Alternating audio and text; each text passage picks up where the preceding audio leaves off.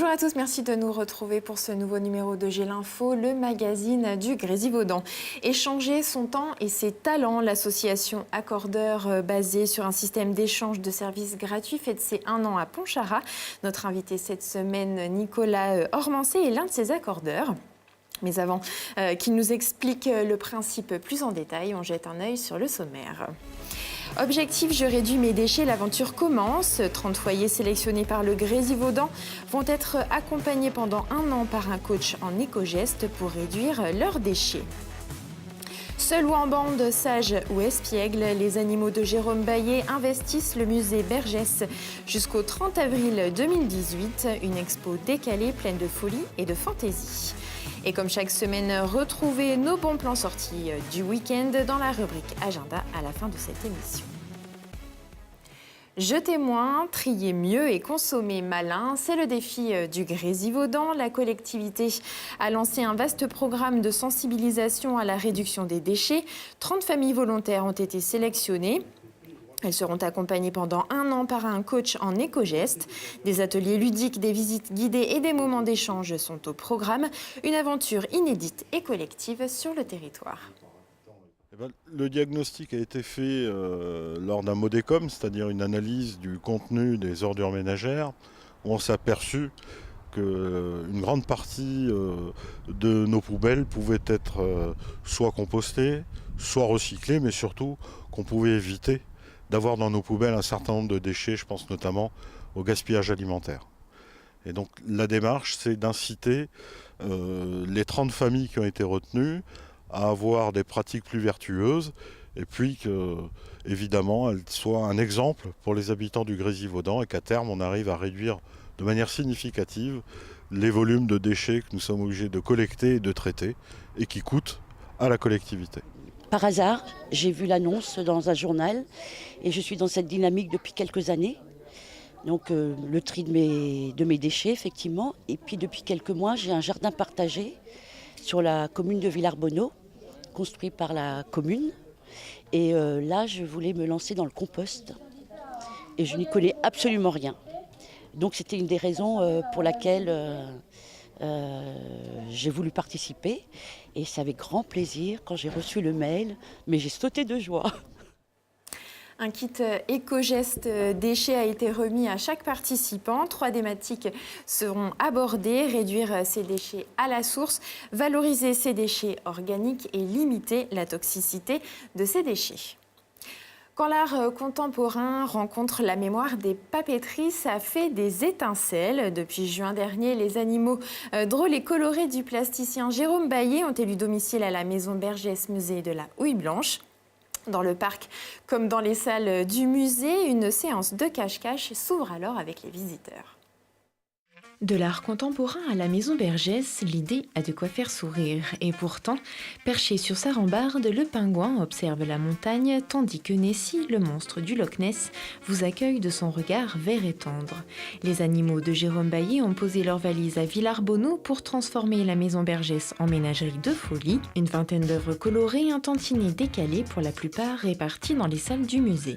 Le fait qu'il travaille le papier mâché, dans le musée, on parle d'Aristide Bergès qui était papetier, donc c'était un des liens. La famille Bergès avait aussi des animaux de compagnie. L'idée étant de permettre à chacun d'avoir un œil neuf sur le parcours dans le musée, sur les collections, et également d'apporter un côté ludique pour les plus petits, mais aussi pour les plus grands, avec ces animaux à retrouver un peu partout. Modelés à partir de papier mâché ou de résine, pingouins, chèvres et oiseaux prennent vie sous les doigts de l'artiste plasticien. Certains n'hésitant pas à jouer aux alpinistes pendant que d'autres tentent de comprendre les mystères de l'électricité.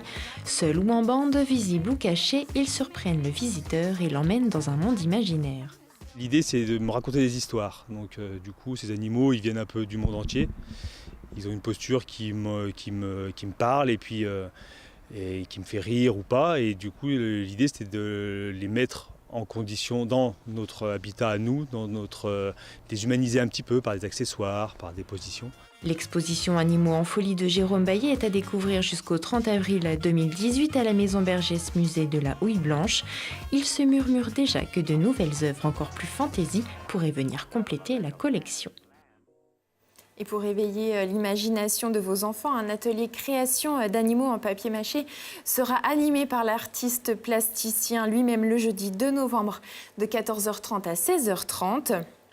Accessible à partir de 6 ans, bien sûr, dans la limite des places disponibles. Alors pensez bien à réserver.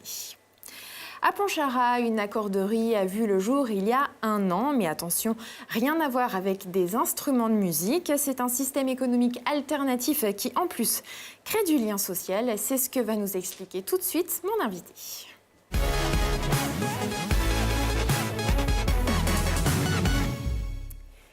Nicolas Ormancé, bonjour. Bonjour. Vous êtes donc membre d'Accordeurs. Alors, c'est l'accorderie du Haut-Grésivaudan et Cœur de Savoie. C'est une association qui a été créée il y a tout juste 1 an à Pontcharrat sur un système très particulier. Expliquez-nous en quoi ça consiste. Une accorderie, c'est une association qui a pour but de créer du lien social par l'intermédiaire d'échanges de services sur la base du temps et du temps uniquement, c'est-à-dire que 1 heure de compta ou 1 heure de jardinage, c'est la même chose. On veut vous aider à remplir vos impôts ou à tailler votre haie. Tous les membres de l'accorderie sont là pour échanger des services les uns avec les autres. Et tout ça est particulièrement sympa puisque c'est gratuit. C'est gratuit. L'adhésion à l'association est très très chère puisqu'on vous donne 15 heures de service pour commencer et vous devez 1 heure de service à l'association au cours de l'année. Donc c'est vraiment complètement démonétarisé en interne. Alors l'objectif, vous l'avez un petit peu évoqué, c'est aussi de créer du lien social, c'est ça ? C'est ça. Le but vraiment est de créer du lien social, en particulier dans les secteurs difficiles, entre guillemets, de Pontcharrat. On avait un centre social jusqu'à il y a 3-4 ans qui a fermé. Donc aujourd'hui, on était en demande de lien social. Donc c'est la place qu'a souhaité prendre l'accorderie pour faire se rencontrer les gens. Qu'est-ce qu'on peut y trouver comme genre de service ? Est-ce que tout peut être service ? Alors, tout ne peut pas être service. On s'interdit tout service autour de la thérapeutique. On ne soigne pas les gens. Après, tout peut être service, mais il faut bien s'entendre sur ce qu'est un service. C'est-à-dire, vous aider à dépanner une voiture, c'est un service. L'entretenir, ce n'est pas un service. Oui, parce qu'après, on pourrait vous taxer de travail un peu dissimulé. Alors, dans la charte des accorderies, il est bien mis en évidence qu'on ne doit pas faire de concurrence déloyale au secteur marchand. Après, il faut se rendre compte aussi que nous, notre cible, c'est les gens qui n'ont pas de moyens, qui donc de toute façon n'iraient pas chercher un artisan pour réparer la plomberie ou dépanner une voiture. Mais à côté de ça, il ne faut pas que ce soit un service récurrent.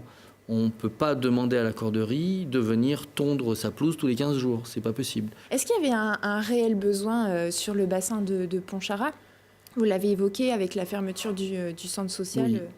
Je suppose que c'était bienvenu pour certaines personnes ? Oui, Pontcharrat est un bassin d'emploi un peu en difficulté depuis déjà quelques années. Et la fermeture du centre social a été le déclencheur de pas mal de mouvements chez les citoyens. Et donc, voilà, je pense aussi pour ça qu'on a tant de succès cette année. Vous êtes combien d'ailleurs ? Cette année, là, nous venons de passer la barre des 185 inscrits. Voilà. Et est-ce que tout le monde peut devenir accordeur ? Alors, tout le monde peut devenir accordeur. Alors, la principale barrière, elle est personnelle. Les gens nous disent « Ah, mais je ne peux pas devenir accordeur, j'ai pas de temps. » Voilà. C'est vrai que ça demande un petit peu d'organisation, mais c'est du service, ça reste ponctuel. Mais c'est vrai que pris dans les routines du quotidien, on a toujours cette tendance à dire moi, je n'ai pas le temps de le faire. Ou alors je sais rien faire. Ou alors, deuxième critique, deuxième réponse qu'on entend souvent, c'est oui, mais je sais rien faire. Alors, c'est là qu'intervient notre salarié, Sidonie, qui est en charge du développement du pouvoir d'agir des accordeurs. Alors justement, est-ce qu'il va y avoir d'autres antennes ? Alors, oui, nous avons ouvert depuis mi-septembre, début octobre, une antenne, donc c'est tout frais, au Touvet. Sachant qu'une antenne sur Alvar est prévue et elle devrait démarrer, on espère, d'ici la fin de l'année ou tout début de l'année prochaine. Et Montmélian, donc en cœur de Savoie. Côté cœur de Savoie. Côté cœur de Savoie. Je ne vais pas dire de l'autre côté de la frontière. Donc Montmélian, côté cœur de Savoie, est aussi preneur d'une antenne. Donc nous sommes en réunion publique chez eux. Alors je l'ai noté. Tac, tac, tac. Le 28 novembre à 18h30 à la salle François Mitterrand. Donc si nos amis savoyards nous entendent, qu'ils puissent venir avec grand plaisir. L'appel est lancé. Merci beaucoup Nicolas d'être venu nous expliquer ce nouveau concept. Et puis bien sûr, si vous habitez Pontcharrat et ses environs et que le concept vous intéresse, n'hésitez pas à contacter l'accorderie à l'adresse qui s'affiche au bas de votre écran. Vous restez avec nous encore quelques minutes, le temps de l'agenda.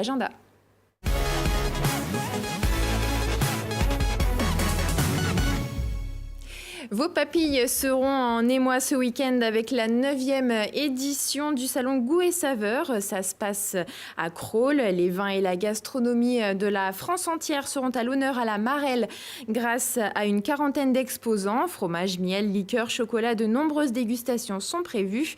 Alors avis aux gourmands, le salon ouvrira ses portes dès 10h. L'entrée est à 2 €. Tous les fonds seront reversés à l'association Soleil Rouge, les clowns à l'hôpital.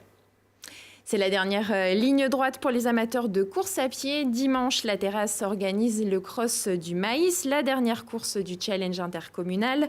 14 km et 600 mètres de dénivelé positif, des côtes sélectives, des descentes techniques et des paysages magnifiques. Le départ sera donné à 9h30. À noter qu'un nouveau parcours de 9 km dans les coteaux sera également proposé. Voilà, c'est la fin de ce J'ai l'info. Merci à tous de nous avoir suivis. Rendez-vous la semaine prochaine.